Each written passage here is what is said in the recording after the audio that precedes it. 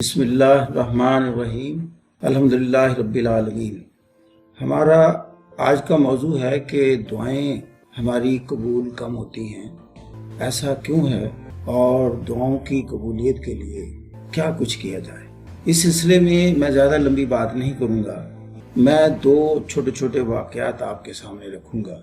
उससे हमारी काफ़ी रहनुमाई हो जाती है कि हमें दुआ करते वक्त या दुआ से पहले किन चीज़ों का ख्याल रखना है। पहला वाक़या तो आप जानते होंगे, काफ़ी मशहूर है कि एक शख्स था जिसे नींद नहीं आ रही थी।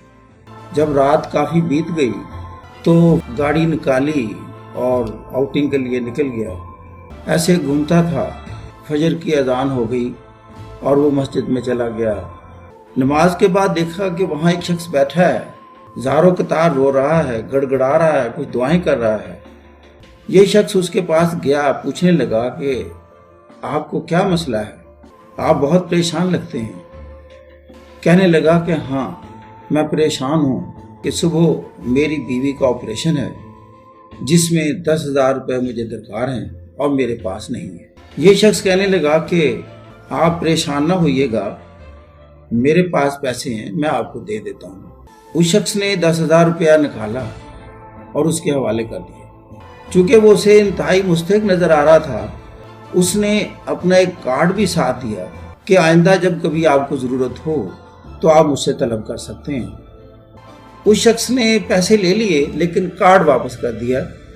ये शख्स हैरान हुआ कि आपने कार्ड क्यों वापस किया, ये तो हमेशा के लिए एक गारंटी थी, आपके लिए मदद का सहारा था और बहुत बड़ा रेफरेंस था। कहने लगा कि मेरे पास एक बहुत बड़ा रेफरेंस मौजूद है। उसने पूछा वो कौन सा रेफरेंस है। कहने लगा कि वो रेफरेंस जिसके तहत आप यहाँ तशरीफ लाए और आपने मेरी मदद की।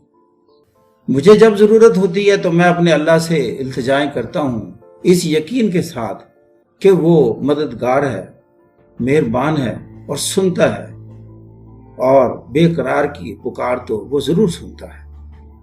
ये वाक़या यहाँ ख़त्म हो जाता है। उसके बाद एक और वाक़या मेरे साथ पेश आता है।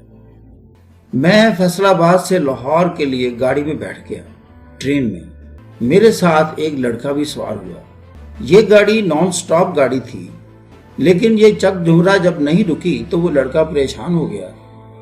कहने लगा ये तो नॉन स्टॉप है। हमने कहा हाँ, ये नॉन स्टॉप है।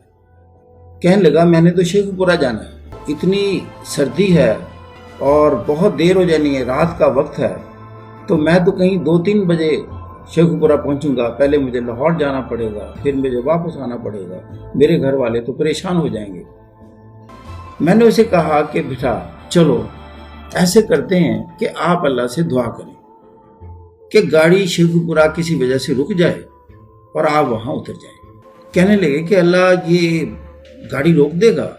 मैंने कहा हाँ, अगर आप यकीन से उसे इल्तिजा करें, उससे मदद तलब करें तो वो यकीनन सुनता है। वो कहने लगा कि कैसे।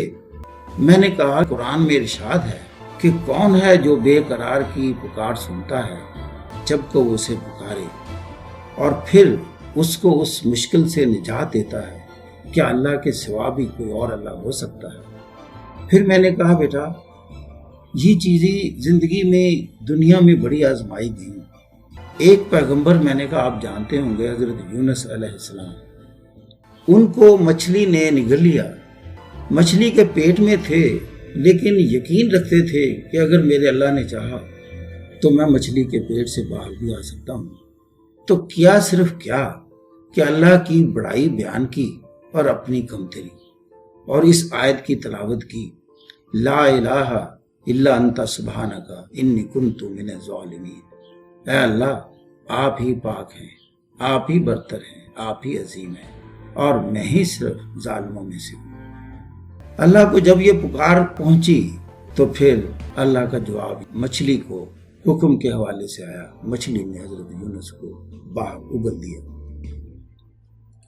बच्चे को यकीन होता गया कि अल्लाह ऐसी ज़ात है, इतना कादिर मुतलक है, अगर उससे इसी तरह इल्तिजा की जाए ये ट्रेन तो रुक सकती है। उसके बाद वो खामोश हो गया और मुंह में कुछ पढ़ने लग गया। اتنے میں شیخوپورہ جب قریب ہوا تو ٹرین آہستہ ہوئی۔ میں نے کہا بیٹا مجھے لگتا ہے کہ ٹرین رک جائے گی۔ دیکھتے دیکھتے ٹرین رک گئی۔ تو کہنے لگا یہ تو کمال ہوا۔ میں نے کہا کہ بیٹا آپ نے یہ کیا پڑھا تھا، کیا کیا تھا؟ کہنے لگا مجھے یقین ہو گیا تھا کہ میں جب اللہ کو پکاروں گا، اللہ سے بات کروں گا، اس سے دعا کروں گا تو اس ٹرین نے رک جانا ہے۔ مجھے یقین ہو گیا تھا، نہ کوئی کراس تھا۔ بچہ اترا اور ٹرین چل پڑی، اور اترتے ہوئے میں نے بچے سے کہا کہ بیٹا آپ مجھ سے عظیم ہیں، آپ مجھ سے بڑے ہیں، مجھ سے بہت برتر ہیں۔ کہنے لگا وہ کیسے؟ میں نے کہا ہم تو صرف باتیں بتانے والے ہیں، آپ عمل کرنے والے ہیں، اور اس سے بڑا یہ کہ آپ یقین والے ہیں۔ خدا حافظ۔